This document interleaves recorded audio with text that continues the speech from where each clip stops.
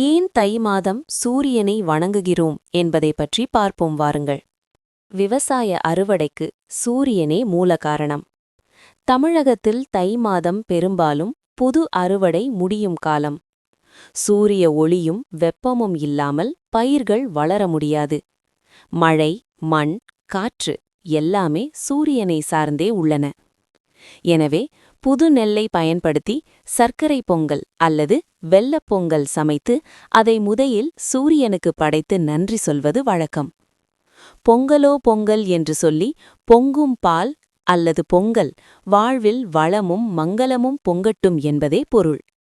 சுருக்கமாக சொன்னால், தைத் திருநாளில் சூரியனை வணங்குவது உலக உயிர்களுக்கு ஒளி, வெப்பம், ஆற்றல் தரும் இயற்கை தெய்வமாக, விவசாய விளைச்சலுக்கு மூல காரணமாக, உத்தராயண புண்ணிய காலம் தொடங்கும் மங்கள தினமாக நன்றி செலுத்துவதும் வாழ்வில் செழிப்பு கோருவதுமாகும்.